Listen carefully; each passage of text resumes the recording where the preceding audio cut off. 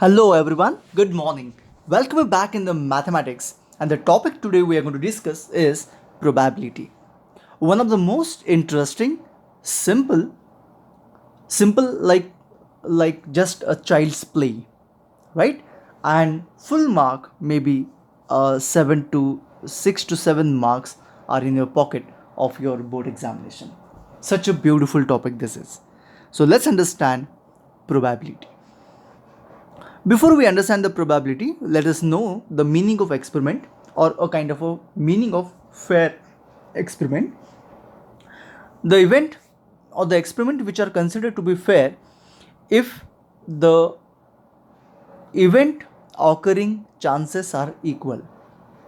That means if I take a rolling of dice as we see here the example of, then getting 1, getting 2, getting 3, getting 4, getting 5, getting 6 has got equal chances, equal number of chances. That's why we call this as a fair experiment. Of course, tossing a coin is also one of the fair experiment. That's a reason to decide upon whether to bat first or ball first in a cricket match. During any cricket match, the toss has been done because it is very much fair. That means having chances or getting chances falling head and falling of chances getting tails is equal, and that is half, 1 by 2, 1 by 2, half of chances we have, right? In this case it is 1 by 6 chances of each case falling, so each one for 1 by 6, 1 out of 6. So very simple. At the same time, selecting any card from the pack of 52, this is the card of 52, there are 52 cards in it. I'll be giving you these examples as well. And selecting any one card is again a random experiment. Random, that's what, a fair experiment, where chances of getting any card is of course a fair, and no one can have a biasness in this, and that's what we call as fair experiment or a random experiment, right? Then one should even understand about not only about this random experiment and all, one should understand about probability. But before that, I should know that, okay, what is event? Okay, event, what do you mean by event? So one thing, you understood the meaning of experiment. Okay, all these happening or doing, rolling of dice is an experiment, tossing a coin is an experiment, selecting a card from randomly from the 52 card is of course an experiment. Second thing one should know about event. So what is event? Falling 1 whenever dice is rolled is event. Falling 2 is a event. That means specifically if I say that something that is what is happening after every experiment is considered to be an event, right?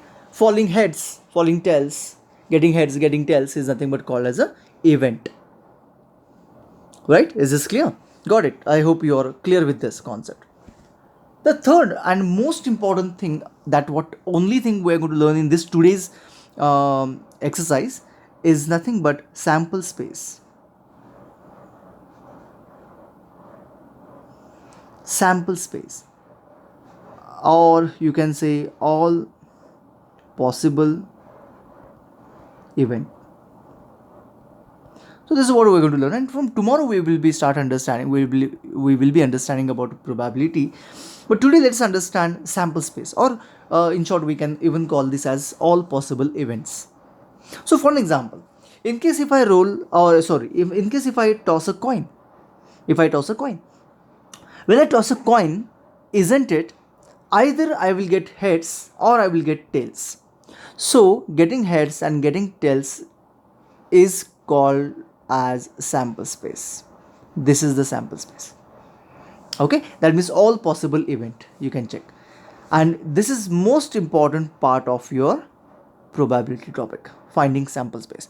So let's understand this sample space finding one by one. First of all, the experiment I'll write here,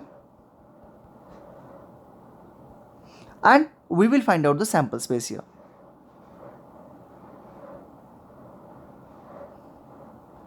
Okay, so the first experiment is tossing a coin.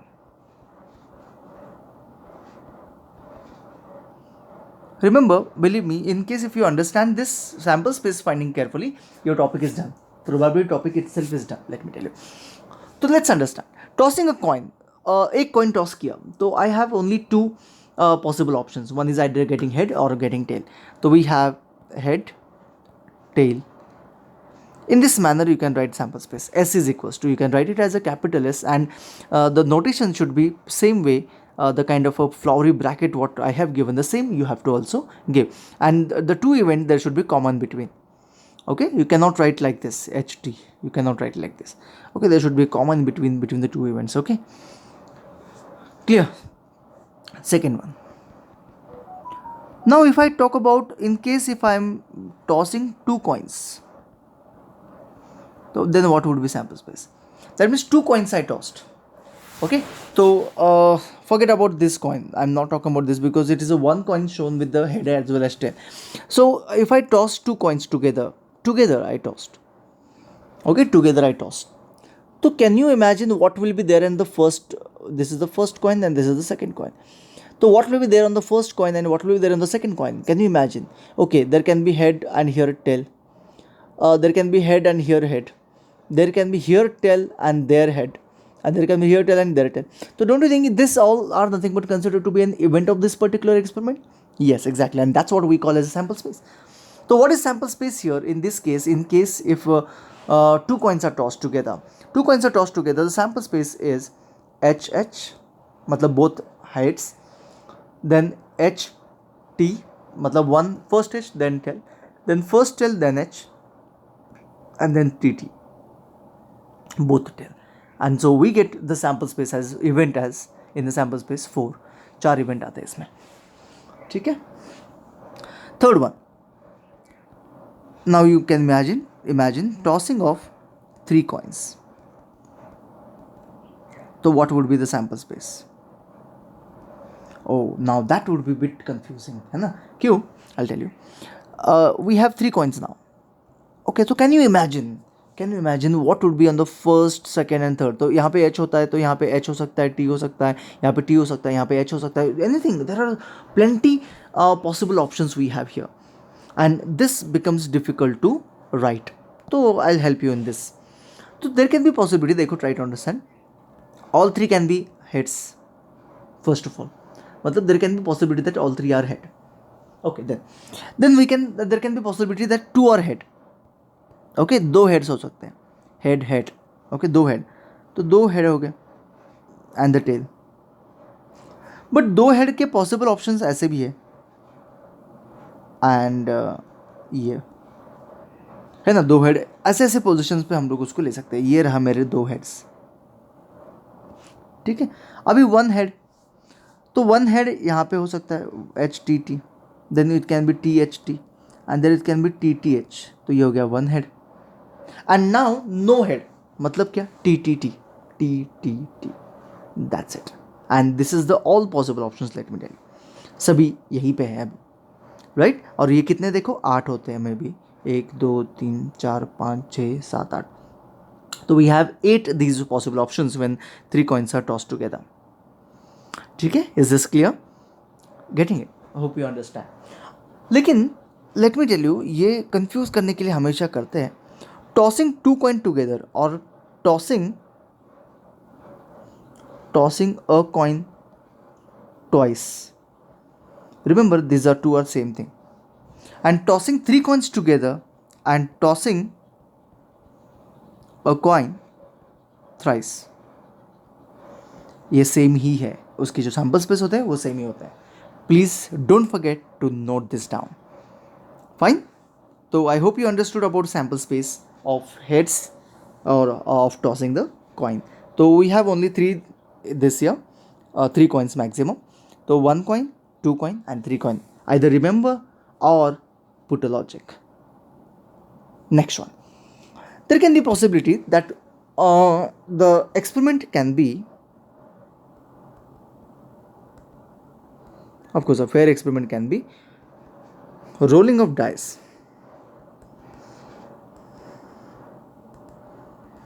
Rolling dice मतलब एक dice को role किया ऐसे. तो isn't it the sample space would be the all the possible options. You can get 1, you can get 2, you can get 3, you can get 4, you can get 5, you can get 6, है ना. Second, rolling of 2 dice. अभी ये आ गया problem, ठीक है। Rolling of 2 dice ये बहुत ज़रा डिफिकल्ट है। 2 dice at a time roll किए तो मेरे पास 2 ऐसे स्क्वायर्स आएंगे, इस पे भी कुछ हो सकता है, इस पे भी कुछ हो सकता है। ओके, ठीक है ना, समझ में आ रहा है। अब इमेजिन करो, जस्ट इमेजिन ना, हम लोग उसके बारे में नहीं सोच रहे। मेरे पास ए बी एंड सी ऐसे 3 अल्फ़ाबेट्स है एंड 1 2 3 ऐसे 3 नंबर्स है। मुझे यूजिंग दिस सेट यहाँ पे अल्फ़ाबेट लिखना है, यहाँ पे नंबर लिखना है। तो using this 2 sets how many code words I can create? I have to create the code words. तो कितने code words I can create? देखो, अल्फ़ाबेट मैंने ए लिखा, यहाँ पे 1 2 3 हो सकता है। तो इसका मतलब क्या आ गया? देखो, ट्राई टू अंडरस्टैंड। इसका मतलब ये आ गया कि मेरे जो ए के साथ के कोड वर्ड होंगे वो A1 A2 A3 होंगे। उसके बाद B1 B2 B3 होंगे। उसके बाद C1 C2 C3 होगा। तो these are my total number of what code words or the possible options I can say. Imagine instead of ABC, if I have here also number 1 2 3, okay, so how many 2-digit numbers I can make using only these digits 1 2 and 3? तो यहाँ पे in this position पे 1 2 3 possible है, in this position पे 1 2 3 possible है। तो कितने 2-digit number I can make only using this 2 set of numbers? तो 1 1 हो सकता है, 1 2 हो सकता है, 1 3 हो सकता है। तो 1 वाले ख़त्म हो गए। फिर 2 वाले, 2 1 हो सकता है, 2 2 हो सकता है, 2 3 हो सकता है। ओके, उसके बाद 3 1 हो सकता है, 3 2 हो सकता है, 3 3 हो सकता है। तो this is the way how we can make the combinations, right. अगर इस 1 2 3 के जगह पे if I have more numbers like 1 2 3 4 5 and 6, और यहाँ पर भी 1 2 3 4 5 एंड 6, तो इसके लिए 6 ऑप्शन पॉसिबल है। तो यहाँ पे 1 1 1 2 1 3 1 4 1 5 1 6, उसके बाद 2 1 2 2 2 3, है ना, ऐसे होगा ना। And I think almost we will be getting 36 numbers or 36 2-digit numbers, different 2-digit number, isn't it? Let me tell you, basically there is no difference between what we have done right now and finding when 2 dice are rolled. तो ये तो आप समझ रहे होंगे कि 2 dice में हमारे पास यहाँ पे 6 ऑप्शन है, यहाँ पे 6 ऑप्शन है। तो हम लोग क्या करेंगे, इसमें 1 लेंगे तो बाकी उसके ऑप्शन देख लेंगे। 1 1 हो सकता है, 1 2 हो सकता है, लेकिन लिखने के लिए 11 लग रहा है, तो इसलिए उसको हम लोग ब्रैकेट देते हैं। 1 2 1 3 1 4 1 5 1 6, ठीक है। 1 से ज़्यादा नहीं हो सकता। उसके बाद 2 से शुरू करते हैं, 2 1 2 2 2 3 2 4 एंड सो ऑन। उसके बाद 3 1 3 2 एंड सो ऑन। उसके बाद 4 1 4 2, I know it is too big but it's okay, I have to do that. 4 1 5 1 5 2, and then we have 6 1 6 2 dash dash dash, and the last one would be 6 comma 6. It's very clear how you cannot write this dot dot dot and all. You have to write all the things compulsory and properly. But एक बात तो आपको समझ में आ गई होगी कि कितने होंगे ये टोटल, ये होंगे 36 होंगे, 6 into 6 36 होंगे टोटल, ठीक है। तो इसके बारे में भी आपको समझ में आ गया। सो वेरी सिंपल, सो वेरी सिंपल। आगे बढ़ते हैं। Okay okay, this is about ये समझ में आ गया, कॉइन वाला समझ में आ गया। इसके अपने सैम्पल स्पेस लिख के रखे, इसके भी सैम्पल स्पेस दोनों के दोनों लिख के रखो। तो these are the simple minimum things that what normally asked in the paper. तो वो हम लोग एक बार डिस्कस कर दिया, तो दैट्स इट, और कुछ ज़्यादा करना नहीं है। उसके बाद आता है playing cards. Okay, playing cards, playing card बहुत सारे लोगों ने खेला होगा, या फिर आई कंसिडर कि आपने खेला ही नहीं है। Okay, you don't know about playing cards. तो मैं नॉर्मली जब क्लास में भी when I take the topic of probability, I have to show you what the playing cards are. Okay, because nowadays when we were small, we always used to play with the playing cards, and we were knowing very clearly what the playing cards are. Lekin nowadays there are so many other games have come, so many of you may not even know about playing cards. and few families consider that playing with the cards is not a good thing. Even that is one of the tradition what I could see. So that's the reason many students don't know about the playing cards, and that should not reduce your marks. Okay, keep in mind that should not reduce your marks. So I don't say that you go and play, but understand what playing cards are. Okay, and what are they called as?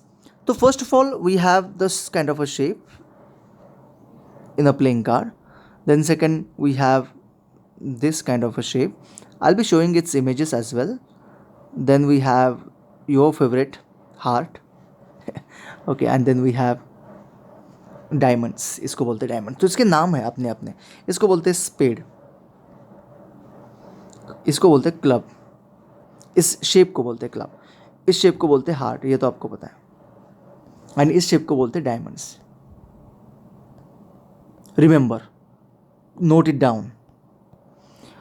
इसका colour होता है red, heart का, अरे ये तो बताने की ज़रूरत नहीं है. डायमंड का भी रेड होता है. अब मत बोलो कि पूछो मैं कि डायमंड थोड़ी रेड होता है. प्लेइंग कार्ड्स का ये सिंबल है. मैं I am talking about playing cards. ये पूरा ब्लैक होता है. I will be showing you its all images, don't worry, after some time. ये पूरा ब्लैक होता है. मतलब आपको ये तो पता चल गया कि उसमें 4 टाइप के अलग अलग कार्ड होते हैं. This are the categories of playing cards. Total होते हैं 52 कार्ड्स. प्लेइंग कार्ड्स कितने होते हैं? 52. तो आपको ये पता चल गया होगा कि ईच कैटेगरी के 13 होंगे, राइट? तो 52 के 13 13 13 13. तो बेसिकली हमारे पास 2 कैटेगरी ब्लैक के हैं, 2 कैटेगरी रेड के हैं. तो 26 कार्ड ब्लैक होते हैं एंड 26 कार्ड्स क्या होते हैं? रेड होते हैं. क्लियर? समझ में आ गया? ये जो 13 कार्ड है ये ऐसे A1 2 3 4 5 6 7 8 9 10 ऐसे नंबर होते हैं उस पर. एंड उसमें एक किंग होता है, एक क्वीन होती है और एक जैक होता है. तो in this way it becomes 13. ये जो 13 कार्ड है ये ऐसे होते हैं. जैसे ए फॉर एक कार्ड होता है जो बहुत बड़ा होता है, सबसे बड़ा उसकी वैल्यू होती है, दैट्स व्हाट वी कंसिडर. उसके बाद किंग होता है, उसके बाद क्वीन होता है, उसके बाद जैक होता है जो वैल्यू में कंसिडर किया जाए.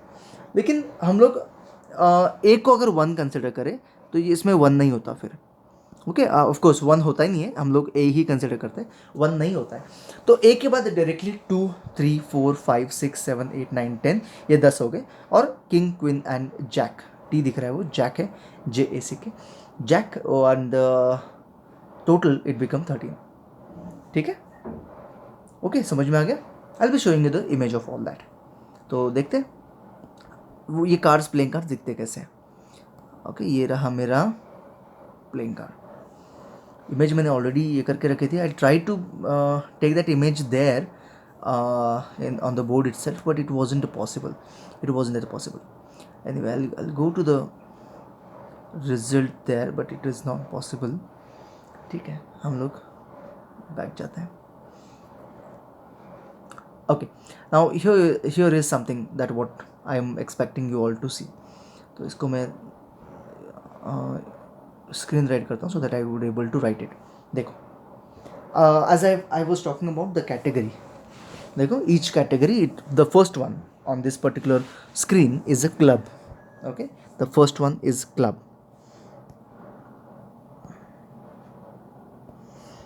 Club. Okay, the second one is spade. The third one is heart. And the last one is diamond.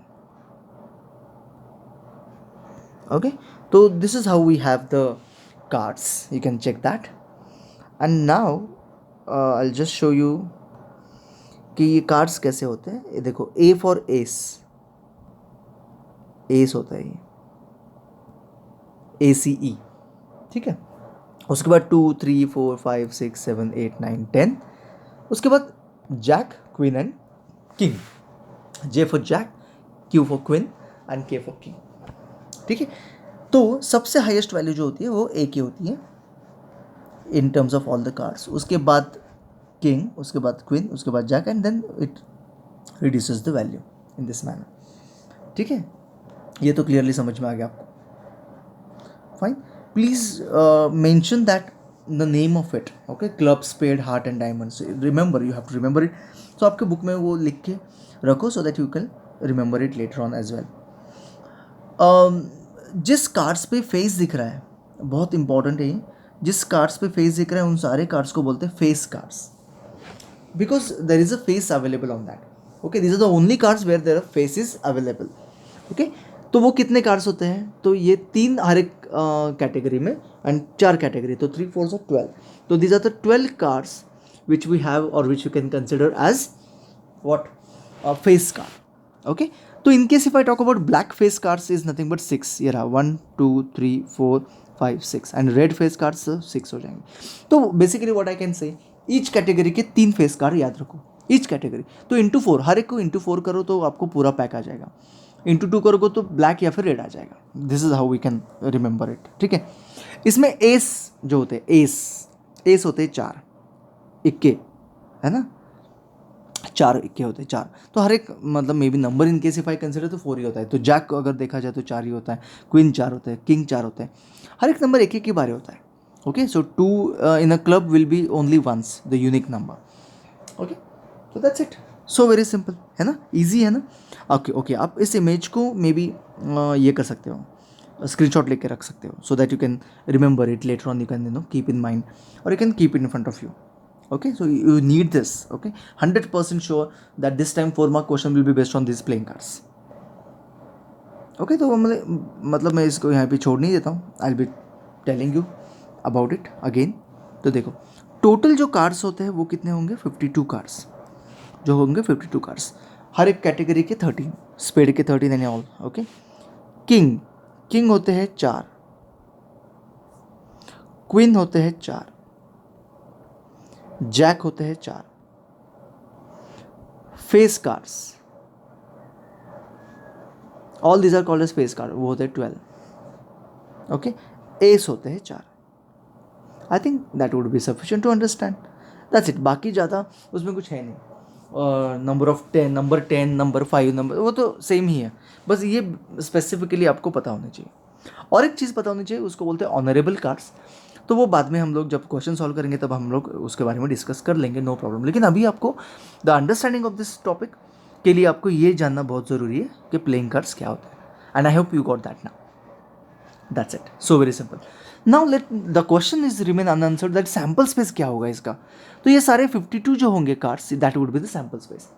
तो ये तो ड्रॉ करना तो इम्पॉसिबल है ना, हर एक पेज और हर एक वो कार्ड ड्रॉ करना तो इम्पॉसिबल है. तो in such cases where it is very difficult to draw those things, we directly write 52 is a sample space or we call that as a number of sample space. मतलब sample space में कितने cards हैं तो कितने होंगे? 52. तो हम लोग वो डायरेक्टली लिखते हैं. ये हम लोग कल देखने वाले हैं, सो नो प्रॉब्लम. अभी तो आपको ये बात समझ में आ गई कि प्लेइंग कार्ड्स क्या होता है. That's it. ठीक है, और भी बहुत सारे रैंडम एक्सपेरिमेंट्स होते हैं. जैसे कि अगर किसी बैग में फ्यू बॉल्स हैं, ऐसे बैग है, इस बैग में रेड कलर के है बॉल्स, ब्लू कलर के है, या फिर रेड कलर के 7 है, ब्लू कलर के 2 है एंड वाइट कलर के 5 है. ओके, सो इसका टोटल सैम्पल स्पेस बनता है 2 + 7 + 5 मतलब 14. तो ये होगा टोटल 14 है. मतलब there is a chance of 14 balls can be taken out, right, 14 balls. So total possible outcomes यहाँ पे कितने हैं? 14 है. तो ये तो बहुत सिंपल सी बात है ना, isn't it? तो this becomes quite easy to understand. So that's the reason I am not insisting more on this, because this while solving also we will understand. But ये 3 चीज़ें आपको क्लियरली समझ में आनी चाहिए. एक तो प्लेइंग कार्ड्स वाला कॉन्सेप्ट, दूसरा the sample space specially rolling of dice वाला, 2 डाइस वाला, सिंगल डाइस तो you can easily understand, and third ये वाला टॉसिंग 3 कॉइन्स, ये वाला कॉन्सेप्ट भी आपको ठीक से समझ में आ जाना चाहिए. बाकी probability becomes very simple work. Maybe these words like experiment, event, sample space, these new words may be giving a kind of a feeling that the topic is not that easy and not that trendy. बिल्कुल भी ऐसा मत सोचना, because these are just in the beginning, but later on it is just giving a simple number, that too within a one step. So that's it for today. Thank you so much. Bye bye. See you tomorrow.